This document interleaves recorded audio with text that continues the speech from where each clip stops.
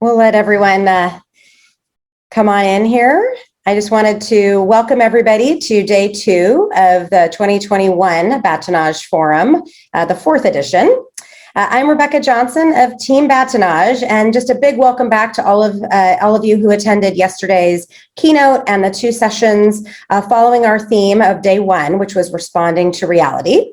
I think we'd all agree that the conversations were incredible, the takeaways, pretty inspiring. I know I learned a great deal. I hope you all did as well. I personally felt inspired to really dig deeper, to learn more, and to feel comfortable in my discomfort. So I'd also like to say a big thank you to the incredible community for your ongoing support of us.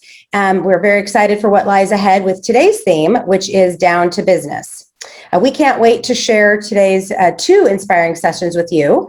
But before we do, we have a few notes from our team. So first off, we'd like to thank our sponsors. So the sponsors for 2021, Napa Valley Vintners, Laurent Perrier US, Bay Grape, Nomatica, Amram Cork America, our glassware sponsor, Gabriel Glass, our venue sponsor for the winemaker walk around tasting, Sonoma Broadway Farms, and our media sponsor, 750 Daily. Today's session will be unique in that rather than hosting one login for the day as we did yesterday, the first session is set up as a meeting. We are encouraging all of you to actively participate in today's session. So midway through the meeting, we will be sending each of you to a breakout room. Each one of these breakout rooms will be hosted by one of today's panelists. And in this safe space, we encourage you to turn your cameras on if you're comfortable and engage and exchange with each other. And then after the meeting concludes, we will close this session entirely, and you will actually need to log back in using the webinar link that you were sent for the women-owned session. So we have 2 links today, meeting this morning, webinar at 10:30. And then for the online programming, I know most of you are very familiar with the Zoom platform, but we do have a few reminders just to refresh. During the webinar, there are 2 forms of communication, the chat section and the Q&A. You will note for today's meeting, there is just a chat section. There is no Q&A. So all of your questions can go into the chat. But typically the chat section is an informal way for you to communicate with each other. And we encourage you to do so. This is the next best thing to being in person. Just be sure when you do so to select everyone, which is all panelists and attendees in the to field, as it can default to panelists only. The Q&A, which you'll have at 10:30 this morning, that section is where we'd like you to submit your questions to be answered by the panelists. We'll be monitoring those and hopefully we'll get to all of the questions, but as you can imagine, we do need to keep to our schedule, so please understand if we don't get to all of your questions. And then finally, before I introduce our ARENI session speakers, I would like to draw all of your attention to the code of conduct that you should have received with your confirmation and login link. If not, please go ahead and check the link that Ella will drop into the chat there, and you'll be able to review the expectations we have for all of our attendees during the virtual event and the walk around tasting on Thursday.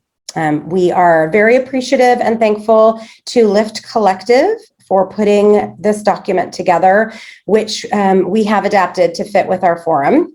And if you have any questions regarding the code of conduct, you can certainly email us at info@bâtonnageforum.com.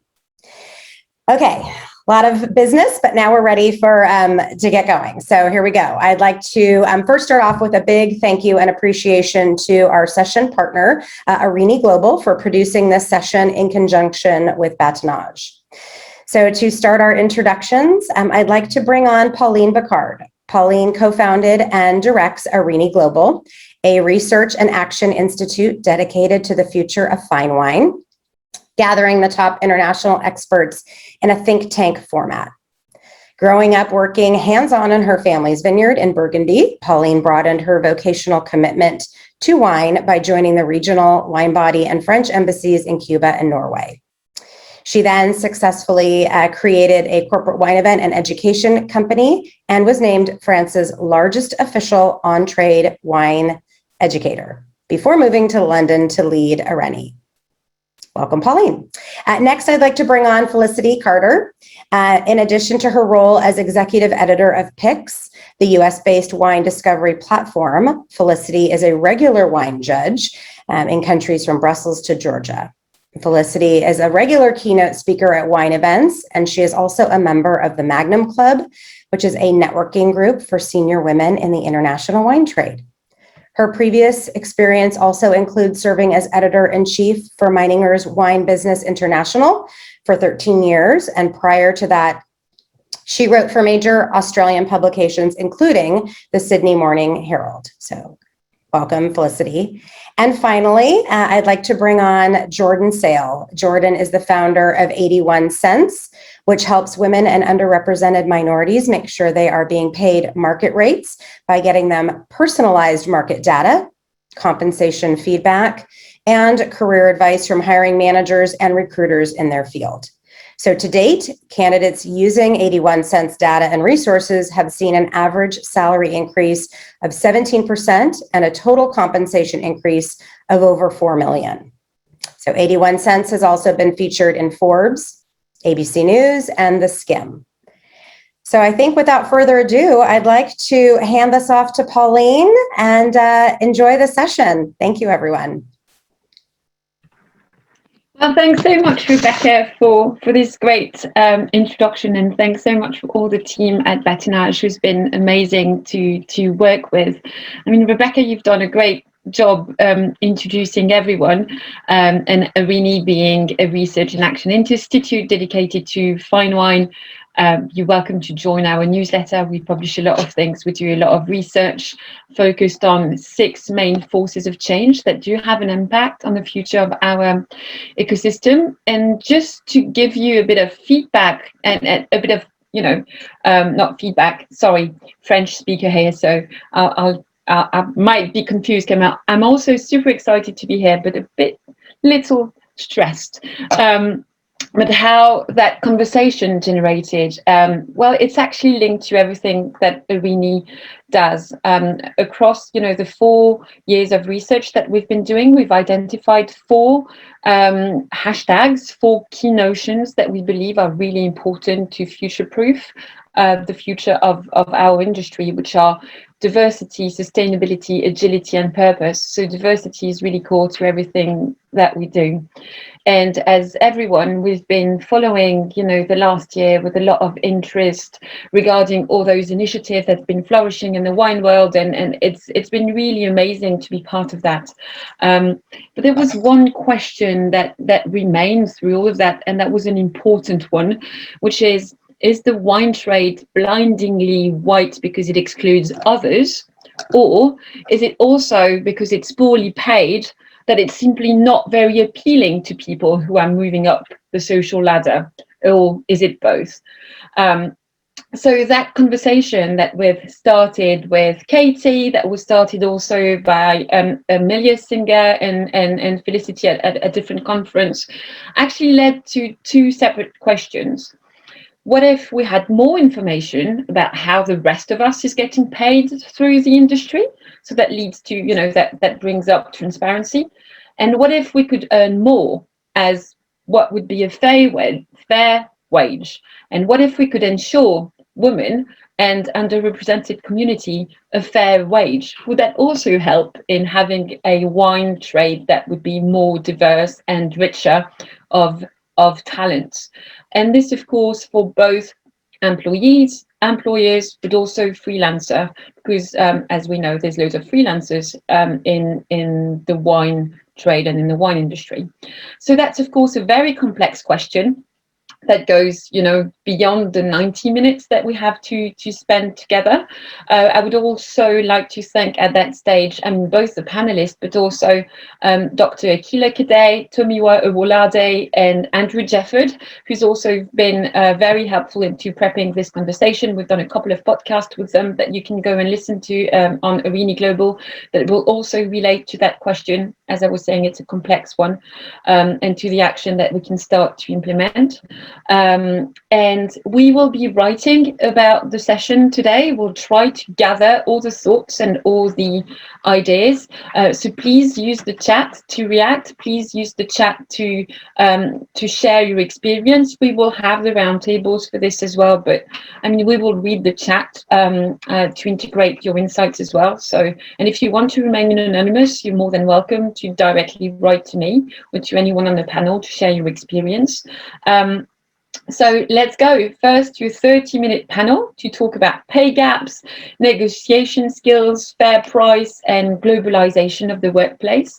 And then we'll go, as Rebecca clearly explained, to that 40-minute roundtables where, you know, all the panelists and myself will be moderating and sharing with you the type of thing that we could do to make the wine industry more transparent, more accessible, and more diverse or diverse. I never know which one it is, so I'm going to use both.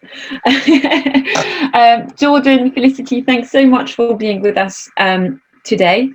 And so the first subtopic that I'd like to explore with you both today, so maybe Jordan more on the employee-employer side and maybe Felicity a bit more on the freelancer side, is pay gaps. And Jordan, your job, as Rebecca said in the introduction, is to help candidates evaluate a job offer they just had, mostly in tech, and we'll see that's maybe a bit different than how it works in the wine world, and accompany them should they want to negotiate, with a special focus on women and BIPOC. And as Rebecca explained as well, women still earn 81 cents for every dollar that men earn on average.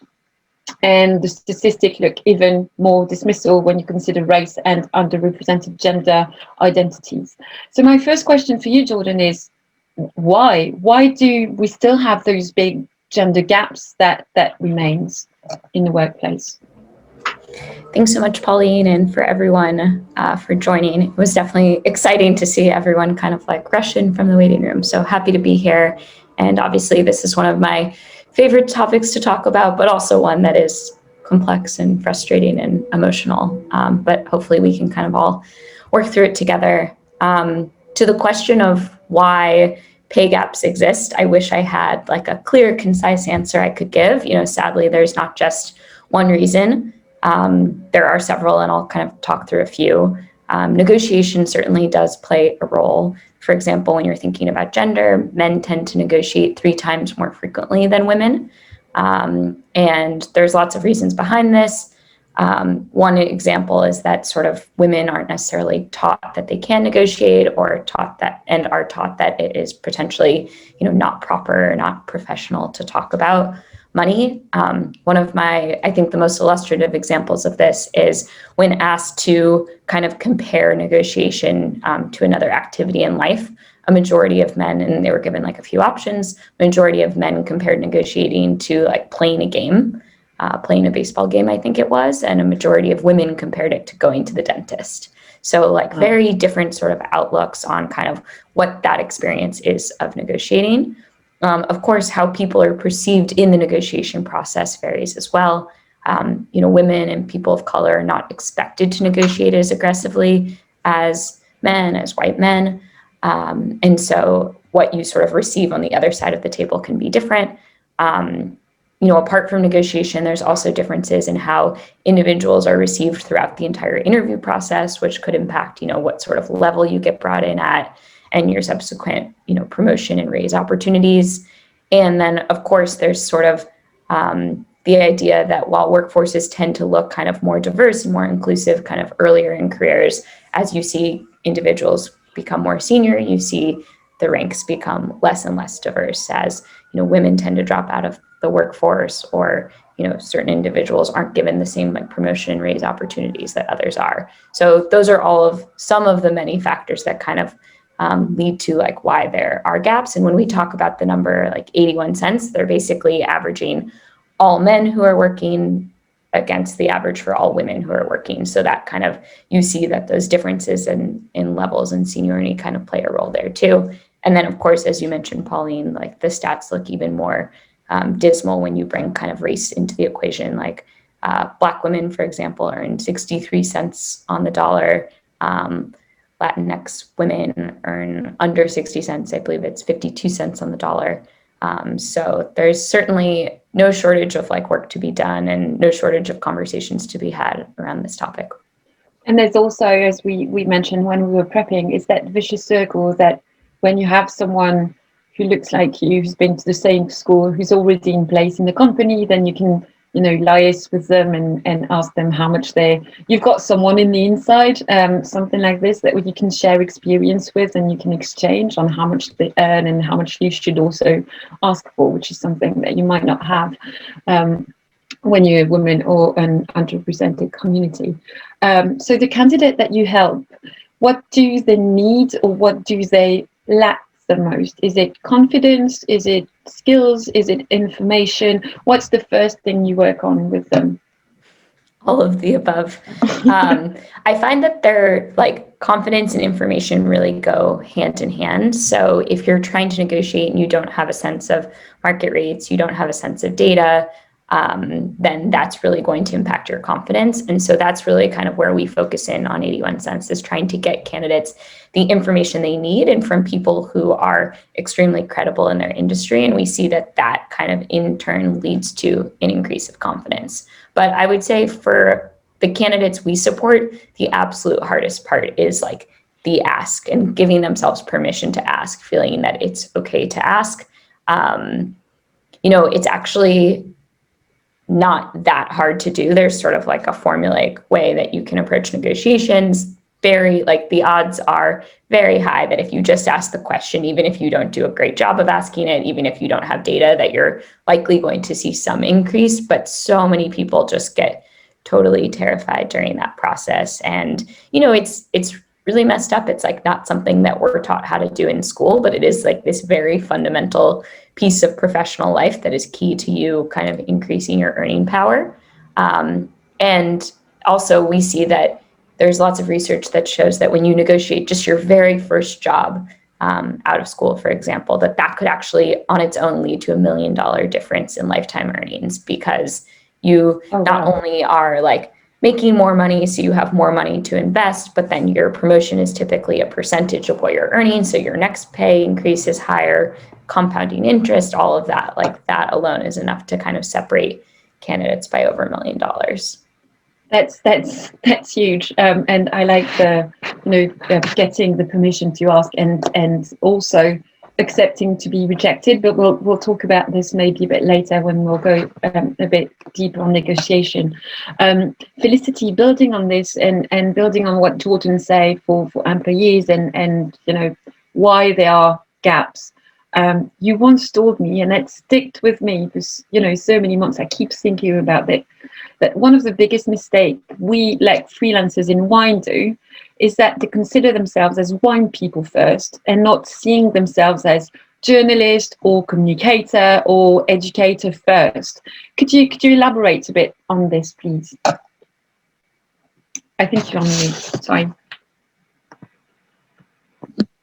Yeah, so over the course of my career, I haven't just reported on wine, I've also reported on things like the arts as well, is that the best way to get yourself stuck in a really poor paid position is to be in love with the thing.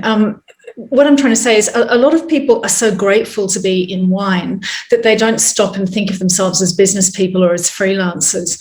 In fact, and this is a really important distinction, so in 2019, I happened to be involved in a conversation about the number of people who were working for free in the wine industry and the level of volunteering that was expected.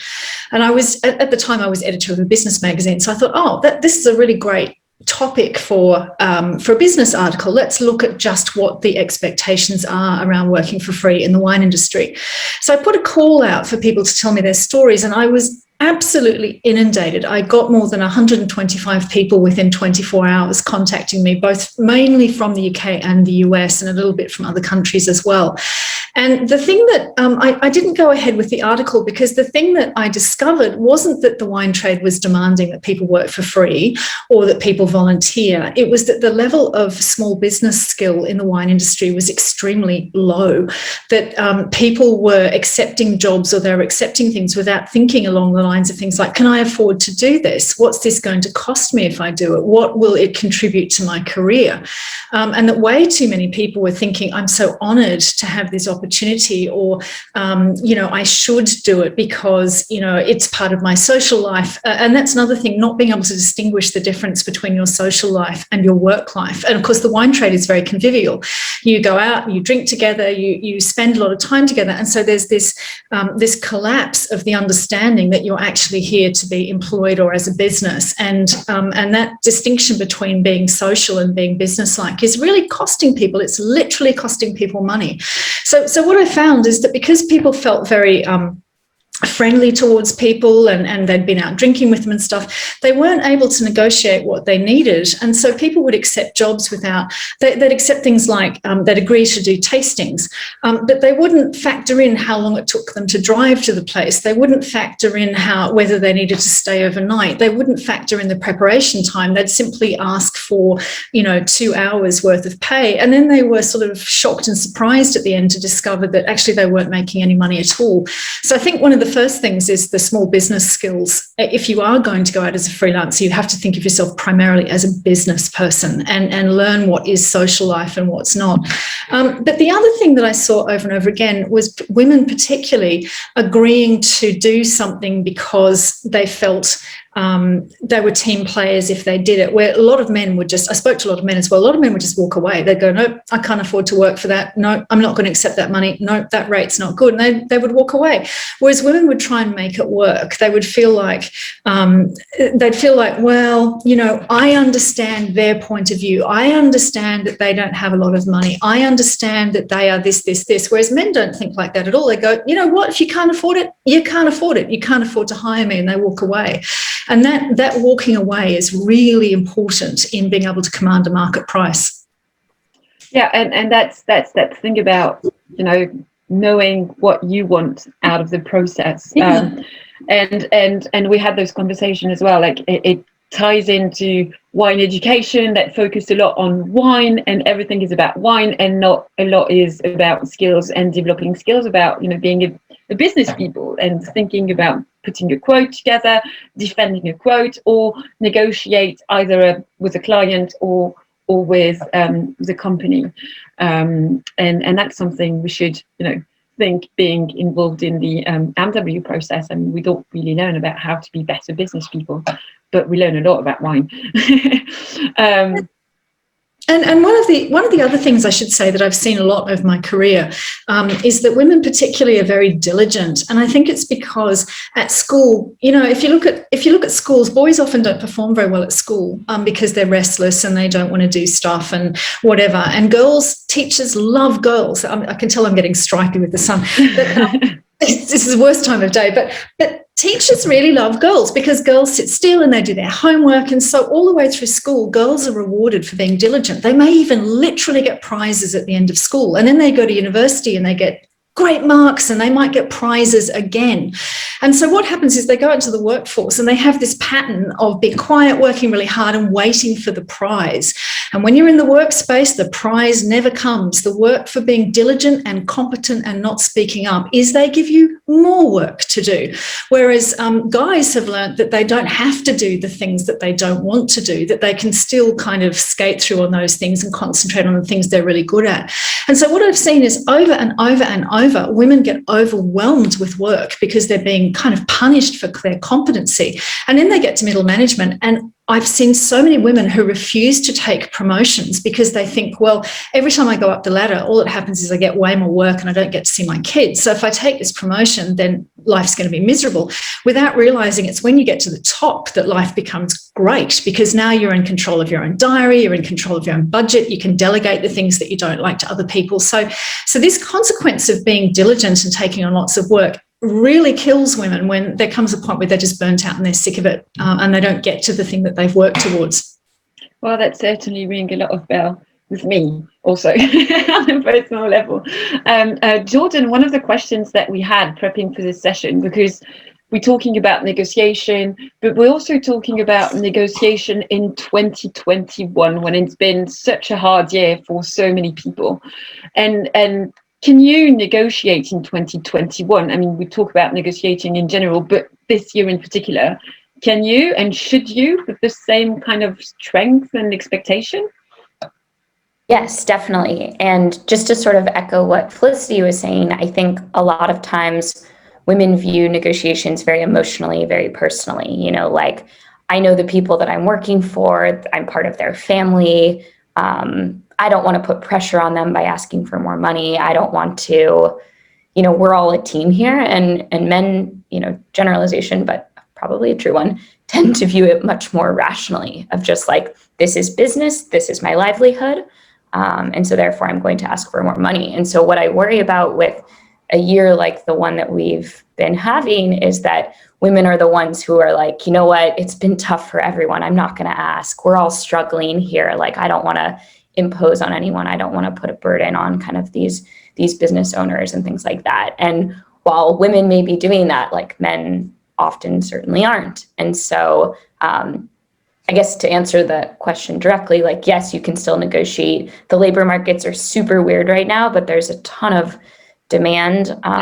There's, you know, certainly short supply for talent in a lot of industries, and that should benefit all employees and all candidates. And so you should absolutely ask. It doesn't mean you should be like insensitive to the bigger picture. I think if anything, try to use it to your advantage. You know, is there an opportunity to negotiate for a higher potential bonus? If you kind of help the company kind of weather the storm and get out on the other side? What can you learn from everything that's happened from the past year and kind of use it to your advantage? If a company is saying, you know, we're tight on cash, then how can you set up the structure so that it ends up being really advantageous for you in, you know, 6 months from now or something like that? And there's something that you advise your candidate to do to acquire the negotiation mindset, some little experience that they have to do, and that include being rejected, for example, and learn that you survive even if people can say no to you. Could you tell us a bit more about that negotiation mindset and the type of little exercise that you can do to be in a better place when you go for a negotiation?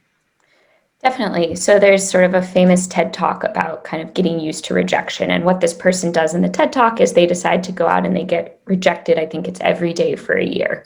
And they go out and they ask people for wild things. You know, they go up to someone on the street and say, like, can I have your cell phone? Or they went to a university and walked up to the dean and was like, can I teach a class here, after never having met the dean? And just every day they went out and they asked for something kind of ludicrous. And every day, certainly, they got many no's. And, you know, within a few weeks, like, rejection didn't sting anymore. And then, interestingly, like, some of the things they started asking for happened to come true. So they like asked that dean 3 more times. And finally, the dean was like, who are you? What's your deal? Like, why are you not afraid of rejection? And like, come in and like teach a seminar on this. And so they like did end up getting what they wanted. And so it's sort of an extreme example, but this idea of like trying to get yourself sort of comfortable with what might happen, I think is really important. I mean, my favorite kind of mindset shift I like to tell people is thinking about it as cost benefit. So yes, these conversations are super uncomfortable. I mean, the whole reason I started 81 Cents is because I don't like confrontation and I was bad at negotiation. And I just thought that it was ridiculous that after having, you know, a lot of education and opportunity, that this was still so painful. But so one of the things I like to think about is like, yes, these conversations are terrible. Maybe it's a 20, 30, 40-minute conversation, but what's the potential upside? If you negotiate and you get, you know, an increase, like you could be making $5,000, $10,000, $30,000 more at the end of it. So I start to think then about like the hourly rate and, you know, what industry. I mean, I'm not aware of like a legal or illegal industry where your hourly rate could be like $30,000, you know? So that's sort of what I like to think about. Like, yes, this is uncomfortable, but I have to do it because like, why, if I could make $10,000 for doing something uncomfortable, like most likely I would do it. Yeah. And again, I like your comparison with, you know, being in the mindset of going to the dentist or being in the mindset of playing a game. And, you know, you play, you lose. I mean, everyone who's doing sports, I think I'm not the only one in the audience who plays sport. That's something that you learn. You can accept to lose a game. So why shouldn't you accept to lose a negotiation? I suppose it's, you're not going to it's something that you can digest. When And we just, prep, sorry, one more thing to add to it that you reminded me of is a lot of times, like, I'll tell people to think about, like, if your friend came to you and they were negotiating, like, what sort of advice would you give them? And we think very differently. Women in particular think very differently when it comes to ourselves versus when it comes to thinking about others. And so anything you can do to kind of like put yourself in someone else's shoes and think about, like, if someone came up to me and asked for advice, what would I tell them? I would tell them to negotiate. I would tell them to negotiate. Go for it. You worth it. So kind of reminding ourselves of that. And then another thing that tends to work well for women is thinking about, like, what will you do with that increase in money? Women tend to be caretakers, providers. We think about others. So if you had $15,000 more, like, what would that mean for your family? What would that mean for the people you love and care about? Like, I hate that we have to think that way. I don't like it. I wish that we just felt good enough to just be like, I should make more money. So fuck yeah, I'm going to make more money. Sorry for cursing.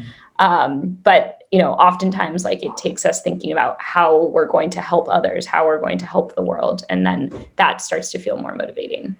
When we prepped that conversation, we also talked about the false ideas that people sometimes have when they negotiate and gets them frustrated. And for example, the importance of context, the fact that maybe if you earn less, it's also because the context is slightly different, and sometimes it's difficult to have exactly the same comparison. And I see a question in the chat, which was also a question in mind, is you are working mainly for the tech industry. And I mean, for us, white people, we look at the tech industry and like, oh, so much money. But the situation for us might be different. I don't know, because we widely recognized as a passion industry, and famously, resulting in lower wages, as Felicity explained, because we're so grateful to be here.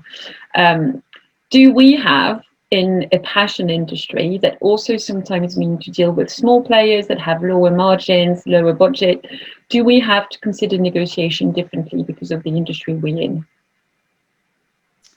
I'll jump into that. The answer is yes and no. So first of all, most important thing is to get information.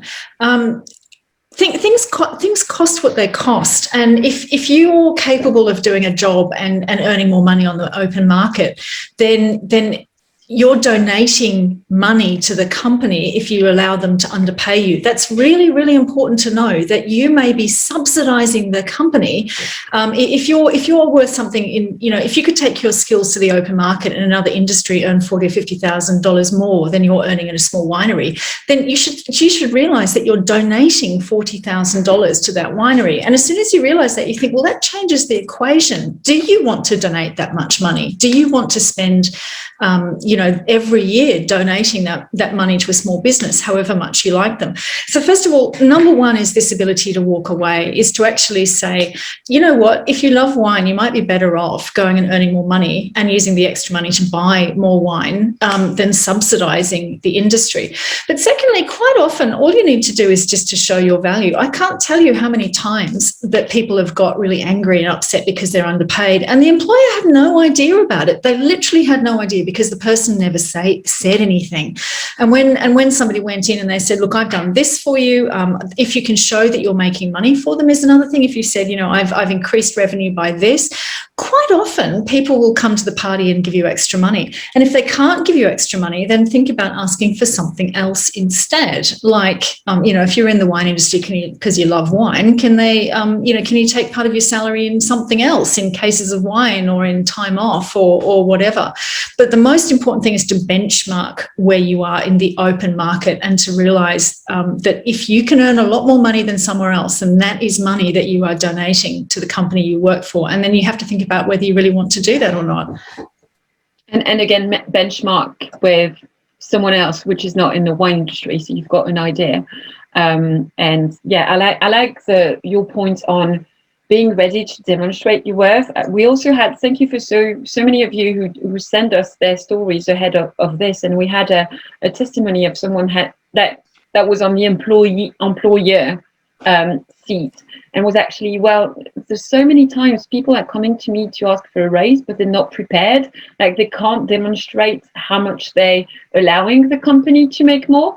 And if I can't see that, then there's literally no way, even if I like them, that I can give them the rate, because I'm in charge of, making more money for the company. That's what I need to do. And she said, well, when a negotiation is actually prepared, when the candidate is here demonstrating how much they've helped us grow financially, then usually it works. So that was a very powerful piece of advice as well. There's also been a question that I've heard so many times, and that's in particularly for you, Felicity, because there's so many freelancers out there. We've talked about maybe we lack a bit of business skills, or maybe it's also a bit more difficult for freelancer to benchmark and to know how much other people are making, because it's such a gray area, and having context and comparison is difficult. But the question that I've heard all the time is, how much is enough? Like, how much should I ask when I do a webinar, when I run an education series, when I, like, based on what criteria should I do my quote when I'm a freelancer? Well, it's always what you've got to think of first is how much is it costing you to do that, and why are you doing it? So there's only 3 reasons why you should ever do something. 1, because you're making good money from it. 2, because that thing is going to be important for building a career, and you can't overlook that. Sometimes it's worth doing things for free for that reason. Or the other is just because you really want to, because you're just in love with the thing and you want to do it. And you've got to leave room for some of that in your life as well. But if you're doing it because you need the money, then you don't ask how much they can pay you. You ask what it is going to cost you. If you're running a freelance business and you look at how much work you've got to do, is it going to cost you time and therefore money away from your other things to do this? And that's your rate. I will say though that what's happening so I know most about freelance writing. It is outside of wine writers. What's happening in the larger journalism community at the moment is people are starting to come together and compare rates. There's lots of people putting together spreadsheets about who pays what. And in other areas, there's this huge sort of price transparency happening. And actually, that's one of the best things you can do, is to band together with other freelancers and be really open and honest about what you're being paid. I think the Master of Wine are actually doing this. They've got a Facebook page where they compare what they're earning from different things. And the act of doing that is actually beginning to raise rates for some of them, because some of them didn't realise they were underpaid. Yeah. So transparency isn't just finding out what other people are paying, it's also telling each other how much people are getting paid. And one of the things that I've started thinking also and advising to some people is, you've got the level 3, you've got the level 4, maybe before going into the MW course or doing the diploma course, maybe you want to get a business degree if you don't have anything that will work on your entrepreneurship skills also. That could be interesting, and a way to balance how much we know about wine and how much we know about making a living in wine. There's also a question that I've been asking myself, and that's for both you and Jordan, is with what we've seen over the last 18 months, people are working remotely, people are working from loads of different places, and either in their own country, but they will work from the countryside, or they can also move to a very cheap country where life is cheap and they can work for $5 an hour because that covers all their costs for the month. How do companies, Jordan, maybe for you first, how do companies deal with that rise of working remotely, and when you are a non-local workforce, how to make sure that you are both paying everyone fairly when you're on the company seat, but also getting paid fairly, because again, your element of context are different depending on where you live? Yeah, it's a great question. I'd say it's definitely still early days and a little bit of the wild, wild west when it comes to companies thinking about how to pay talent remotely. There's sort of 2 main frameworks that I've heard talked about. One is cost of living. So how much does it cost to live somewhere? And you obviously want to make sure that when you're bringing on employees that they can afford to live where they live. And that's different, obviously, if you live in San Francisco versus a small town in the Midwest. And then there's cost of talent. And so cost of talent is not always lined up with cost of living. They tend to be somewhat correlated, but there are places where you can live pretty cheaply where talent is actually expensive. and sort of the inverse is true as well. So I think I see most companies thinking about like some sort of hybrid where they're kind of taking into consideration both the cost of talent and both the cost of living to kind of create their offers. And obviously as a candidate, you want to be in a place where the cost of living is low and the cost of talent is high, because then you get to sort of like capture that difference. But very few people think about kind of living that rationally. Like, you know, most people want to live where they want to live. They want to live where their families are. And so I think what's important to understand is, what is your cost of living? I mean, I see candidates make this mistake all the time. Like, they're living in sort of a smaller town, earning a certain amount. They get an offer to move to San Francisco, for example. That offer is 40% higher than what they're earning today. They're excited, like, what a massive increase. But then they get there and they realize like they're actually taking home less at the end of the day because the cost of living is so much more. So I think one of the best things you can do is make yourself very, very aware of what those cost of living differences are. And I think that this is where sort of those conversations and transparency comes into play. There was very awesome conversation in the chat about, you know, what would it look like to be transparent with other freelancers in the wine industry. And I mean, this is something that we're really passionate about at 81 Cents. And I'd say those conversations are very awkward for people to have. It's very awkward to say, what are you earning? But there's a couple of things that I just wanted to quickly share that I think can make those conversations a little bit easier. One is you can start by acknowledging that it's awkward. You can say, you know, like, I know it's uncomfortable to talk about money, but it's important. Yeah. Let's do it. You can talk about sort of the mission piece and like kind of connect it to the bigger cause. Why is it important that we talk about pay? Why is it important that we're transparent? You can share first. That tends to make other people more comfortable. And then instead of saying like, what do you earn? You can say like, can you give me a sense of what others are charging for this sort of work, or what others in similar positions are earning? And usually people will just end up telling you what they're earning, but it's just a little bit less direct than like, what kind of money do you make? Yeah, it's a bit question in disguise. And Felicity, kind of same question, because you're based in Europe, but you're from Australia originally, and you work a lot with the US. In the wine world, I mean, when you speak English, you can work for different employers being in different continents. Do money cross border the same way? Do you know European people charging the same way in the UK? No, this is a really important point. If you're going to work internationally, you really have to know about something called PPP, purchasing power parity. So something that might seem like a lower wage overseas that you know, or a job that's overseas that seems less money may actually be more money when the local cost of living is factored into it. And likewise, I've seen people in horrible situations for the reason that Jordan was talking about, that they've accepted overseas postings within their company, or they've accepted overseas jobs and they haven't understood what the local cost of living is, or the local taxes. That will kill you.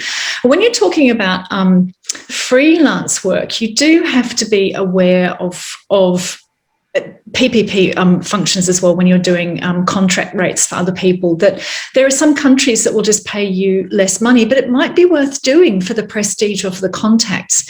So it always comes down to this: why are you doing this thing? Where does it fit in your, is it a love job? Is it a career booster? Or is it money? And you have to ask yourself that.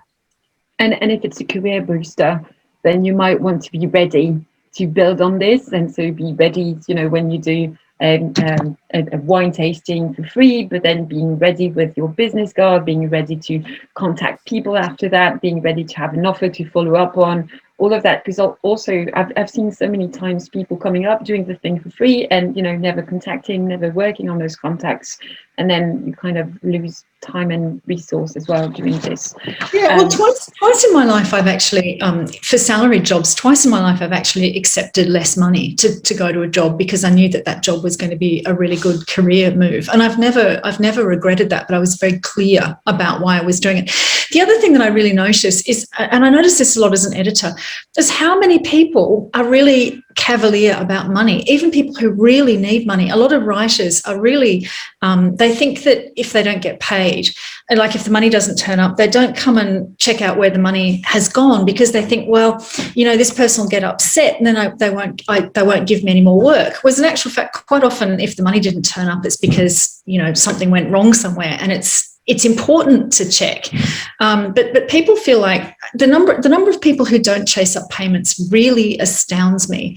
It's really important. And if you're doing freelance work for somebody who's consistently not paying you, then don't do any more work for them. And get it in writing and take them to small claims court. That's the other thing. Things go wrong, but the reluctance among people to hold people to account for contracts that they've signed is quite incredible. Don't let people steal from you, which is what it is when people don't pay their invoices. Unless they've come to you and said, we've got a business problem and whatever, can we hold off, which is a different matter. But if somebody just takes your labour and services and doesn't pay the bill, take them to small claims court. Do it. Don't let that go. Take them on Twitter.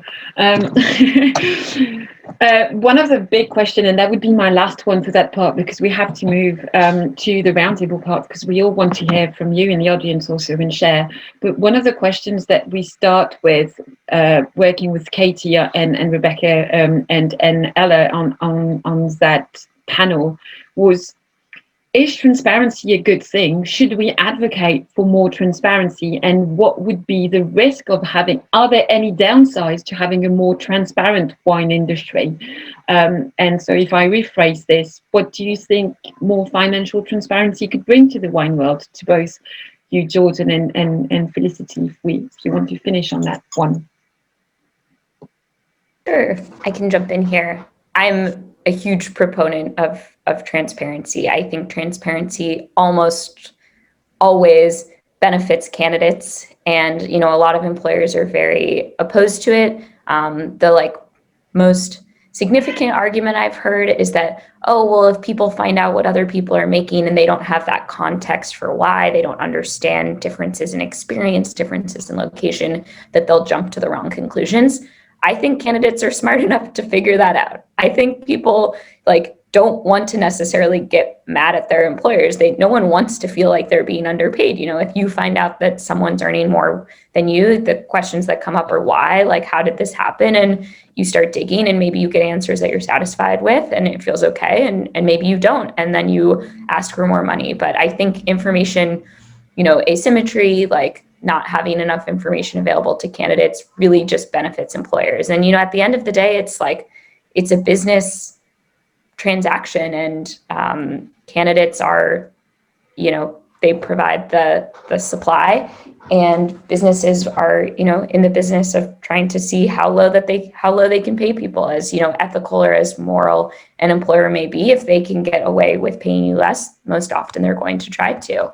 And I think that as candidates, having more information out there only benefits us. And it's not just oh, I'm hearing numbers and that informs what rate I'm going to ask, but just having conversations with other people in the industry. Talking about pay is very personal. And so you're going to end up more deeply connecting with others. You're going to learn more about what work people are doing. You're going to build stronger connections in other parts of the industry that might help you down the line. So I'm a huge proponent of transparency. Yeah, when it comes to freelancers, I think transparency is good in a way, people sharing information, but you also have to realize there are lots of situations where the price is fixed and you can't negotiate. So, for example, if you're a freelance journalist, at the moment working for digital publications, you'll get probably 50 cents a word, maybe up to $1 a word if you're writing for the New York Times, and good luck trying to negotiate that up. You've got no chance of doing it. So what you need is a sense of what you can afford to work for. And that's where small business skills come in, to actually sort of, instead of trying to get more money out of the source, is to actually think to yourself, can I afford to work for them? What's in it for me? And that's a really, really big question. And for that, people have to have a very good sense of this is if you're working for yourself as a small business. Number one is to know how to use spreadsheets. And number two is to know what your hourly rate is and whether you can afford to do the work or not.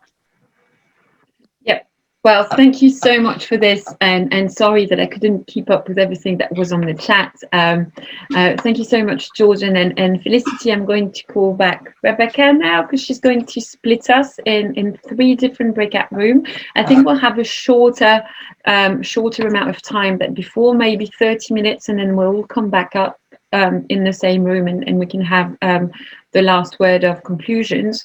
But you'll be with the panelists, so if ever there's a question that's burning your lip and you wanted to ask, you can also ask them in the breakout rooms. So Rebecca, if you want to take over and tell us what we have to do now and magically spread us to continue that conversation. Did everybody arrive safely? Yep. No. Where's everybody else? It's a desert in here apart from us. Wait, are we still in a breakout? We're just diligent and came on time. Yeah. I just say this is a really good format. I really like this. This is nice. I feel like there's never enough times for any breakout room ever. True. No, there's everyone. We didn't even talk about rates. Let's talk about rates. I don't take less than $250 an hour to do anything. And how did you set those rates? What made you set that as your? Well, what got me to that number? Just the investment that I put into it, the diligence is another one. Like $250 gets you very far in my world. So rather than charging for like, what is my living rate? I charged 2 to 3 times my living rate. And then I hope not to work more than 45, 50 hours a week. Usually it's less because the rates are high. People don't demand as much of my time. So I have more time to pursue pro bono projects that don't take that I don't take money for. So it's about finding the balance of how can I contribute to things that I want to contribute to and I don't necessarily want to take funding for versus, and then have my normal work support that. Did you kind of base that on like, okay, if I were to take a full-time job, because this is how this was presented to me at one point, was you think about like what your cost of living is and also what the things you are that you want to have in your life and how you would like to be able to afford it and like basically what you'd like to be able to work. This is for freelance and consulting, obviously. But then from that, then you're backing into, okay, so therefore my rate is this. Yeah, basically. So I've owned a restaurant in San Francisco. Now I work for a tech startup in wine. $250 an hour translates to $500,000 a year, which I don't make. Let's be very clear. I don't make $500,000 a year, but it's because I don't work 45 to 50 hours a week for my paid projects, right? So I earn something that's much more in line with like the higher end of our industry. And I recognize that a lot of people are not able to charge that much, that they won't get those gigs, but just at the level that I've been able to position myself at, that's worked for me.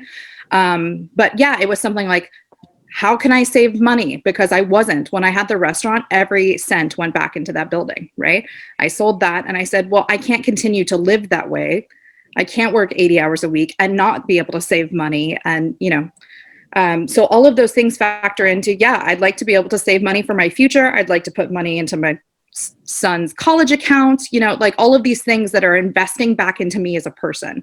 So that's how I came up with that. But again, I don't bill 40 hours a week at $250 an hour. So I'm really selective with my projects and people who can afford to pay that much. Thanks, Madison, and thank everyone for coming back to the room. As usual, it's super interesting and super frustrating at the same time because those conversations would need 3 hours and a glass of wine. But if I can ask all moderators to maybe summarize some of the main takeaways. And again, one of the things that I wanted to reinforce is this is not the end of that conversation because we just wanted to have put our feet in the water and see what would be the kind of exploration that we could continue. So learn what you guys would need and so you'll hear about us and we'll follow up on this. Felicity, can I throw you under the bus and ask you the main takeaways from your sessions? Well, I don't know. I don't know really. I think the main takeaway is that people should have more conversations like this, to be honest. I think a lot of interesting things came out and talking about money is not one thing because sometimes you're in a position where you can negotiate something, sometimes you're in a position where you can't and then you have to, but I think the most important thing is actually having the conversation with other people. There's been so many times in my own life that you can get trapped in your own head, and somebody else can say to you, that's not reasonable, or that's a really bad idea, or maybe you should consider. And so something like this, where you're actually talking to people in the industry, would be a great thing to keep talking about. Anyway, I will stop talking at this moment. That's my takeaway. Jordan, do you want to jump in with what you've discussed in your session? Our session was awesome. We covered a bunch of ground. We spent a lot of time talking about what happens when you realize you said too low of a number. What do you do? Can you get out of that situation? And then how do you avoid it moving forward? We talked a lot about sort of like rules of thumb that people use to make sure that they don't underprice themselves. One is think of, the number you'd be excited to receive and then double it. Another one is thinking about like all of your costs, adding a good percentage of buffer to that, and then saying that. Another one is kind of figuring out like being very, very clear about kind of the scope of work and exactly what's in it, and then exactly what's not in it and what's not expected. So we talked a lot about that. We talked a little bit about, what it's like on the hiring side. Like at what point should you have this conversation? Should you wait to talk about numbers? Should you talk about them early? Should you say the number first, or should you let the company or the vendors say the first number? So yeah, I thought it was really awesome, and very similar takeaway to Felicity. Like we need more of these conversations more regularly. There's just so much to learn from each other. And thank you. I mean, our session was awesome, and sorry for Elaine that was cut into the middle of her story. If you want to write to me about your story, Elaine, I would love to hear the end of it. But I think our session came to the same point, like what the success went when people had a way to benchmark. So either with their men friends, like what did my men friend do in the same kind of similar position that me, or what would a recruiter company advise me to do? It's a bit like what you do, Jordan. I mean, your resources about this is the offer that I had, is it a fair offer or not? If we could have something like this in wine, or if you would have someone with a bit more experience than you in that sector that could, just oversee and tell you if it's fair or not. And then we also had a couple of employers in our group that would bring, the other side of the story. Like, of course, you need to know how much you need, or how much you're worth, or how much you want, which are three different notions, I think, to me. But the employers also have to do the reverse, which is how much I can pay. And I mean, there was a lot of employers that were kind of scared to be totally transparent because they didn't want to share too much about the company financial situation. But I think we realized that transparency in that case was really having clear guidelines about, regardless who you are in the company, where do you start and what you need to do to make more money. And that's also tying back to diversity, equity, and inclusion, which is there's a clear path for, like, in your company, regardless if it's big or small, on what you need to do to make more, regardless of the color of your skin or regardless of your gender. And I think if every wine company could have that layout, that would be a big step forward. We also discussed on the fact that sometimes to benchmark, it's easier to benchmark, as Jordan has said, about like what the industry is paying, but what your colleague which sits next to you at lunch actually makes. So talking more in terms of general numbers than personal numbers within a small company where everyone knows each other. So I think, as Felicity said, I mean, those I hope those platform and that beginning of conversation was useful to all of you. And I mean, again, the Bâtonnage team and myself, we're willing on continuing whatever's needed to continue that conversation, because I think one of the main takeaways that we need those conversations. Katie and Rebecca, do you want to come in and maybe conclude as well? Yeah, thank you. And I think that's the biggest takeaway from the forum in general, is that all of these sessions are just the tip of the iceberg. They're just the start of these conversations, and hopefully they inspire us to continue. But first of all, we'd like to thank everybody for attending this session. We'd also like to thank Pauline and Felicity and Jordan for your expertise and inspiration today. We'd also like to, again, extend a thank you to ARENI Global for this session. partnership. Just as a reminder, we're going to log everybody off. This was a meeting so that we could have this great interaction. Ella will drop the login into the chat so that you can have the webinar login. If you don't have that already, that was on that PDF link that you were emailed in your confirmation. So we'll log you off. We'll log you back in shortly. We're aiming for about a 2-minute exchange quickly with the next panel, and then we'll bring you on. So immediately following is the woman-owned session. So thank you again to everybody.